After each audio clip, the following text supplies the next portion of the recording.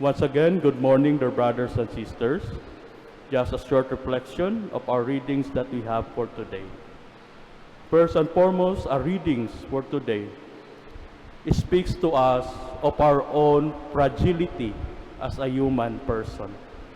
We know in our daily life experience, sometimes we experience things that help us to give us faith.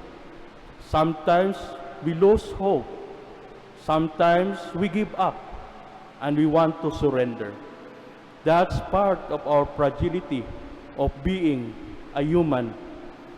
But despite of this fragility, we have all the grace, especially from God, that we're able to continue our life.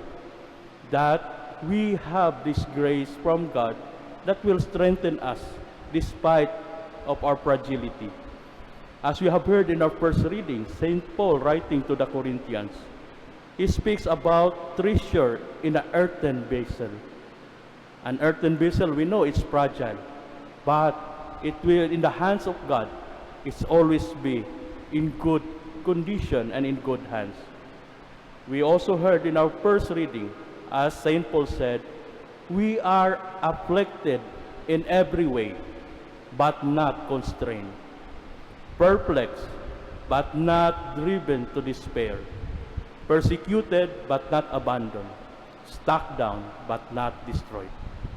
And we know why St. Paul's telling us today. As he said, always carrying about in the body and the dying of Jesus, so that the life of Jesus may always be manifested in our body. Like an earthen vessel, it's fragile, but we have Jesus that always to take care of us, the graces that we need each day. And also, St. Paul mentioned about also the Holy Spirit that God sent from the Father through His Son to us, that with our own fragility, we're able to stand and we're able to continue our life. And this fragility also that we have, it also speaks of our susceptibility to commit sin. Yes, we are not perfect, we commit sin. But we need also to be steadfast and we need to try our best not to be able to commit sin because we have all the graces that we need. So, in our gospel reading, it's focused on the topic on adultery and divorce, but it speaks for all of us with our own susceptibility of sinning. As in our gospel reading, being reminded us with the strong words, if your eye causes you to sin, pluck it out. If your right hand causes you to sin, cut it out. It's a strong words because it speaks to us the seriousity and the importance of these things, that we need to be always on guard of the things that causes us to sin. And we know that these things that causes us to sin is always inside of us. Now we focus on the situation of a married couple, as we have in our gospel reading today about the commandment, you shall not commit adultery. And also, whoever divorces his wife must give her a bill of divorce. As Jesus said in our past days gospel reading, He came not to abolish the law, but to fulfill the law. And this is one of the example how Jesus wants to fulfill the law. Not to us to be able to continue to see ourselves inside of us, especially in the situation of a married couple, that inside of them, in their relationship, if there's something, even a smaller things that will cause them to be unfaithful to one another, that thing should be plucked out from the relationship. We need to be always on guard of all these things. But not only to the married couple, but for all of us, especially as religious. If there's something there that we know it will cause us to sin, we need to set that things aside and pray for God's grace that we able to do it. We need to be on guard always. Then to do this, I know there are two important things that will help us. First is commitment.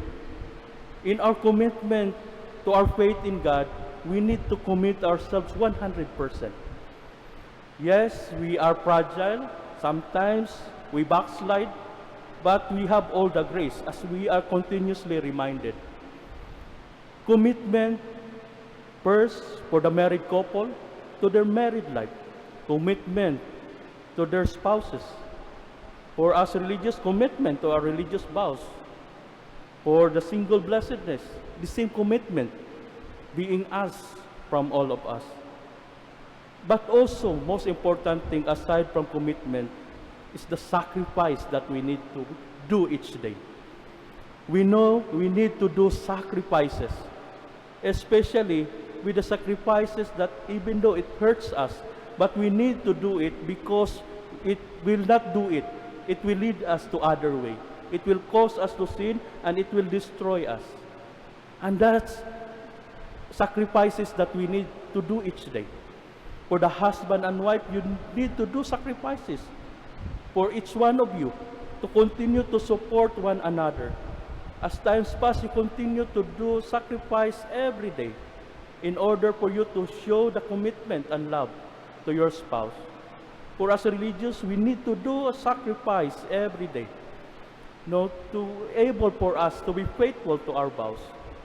And even to a single blessedness, you have your own challenge that you need to do a sacrifice every day.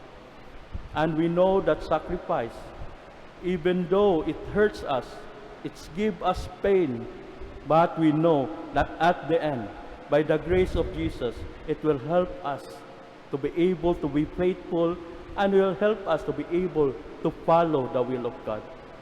So dear brothers and sisters, as we celebrate the memorial of St. Anthony de Padua, we have a very good model.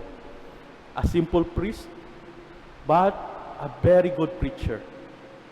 He, as his life story said that he ordained priest as a canon regular, but being inspired by St. Francis and joined the Franciscans. And in his way of his simplicity and humility as a priest, a good preacher, he able to do his own way in preaching and also in giving himself to the Lord. And it brings him this honor as we celebrate his memorial today. And we know that he also the patron saint of those lost things. As we know in his life story, that one time he prayed that his book that being stolen will be bring back to him. And we know it happened. And it is said that the novice who stole the book from him returned the book, but not just returned the book, but also returned his vocation in the Franciscan. And also it speaks about the power of St. Anthony, not only about things, but maybe the loss of other things. Maybe if there are couple here or you know somebody that they fall out of love from one another, maybe we can pray also to St. Anthony para mahanap nila ang nawawalang pagmamahalan. And I think all of this, yes, we are fragile. Yes, we are susceptible of sinning. But let us be remember, we need to be steadfast because we have all the graces that we need. We have Jesus Christ. We have the Holy Spirit always with us in order for us to be faithful, in order for us to follow the will of God. Amen.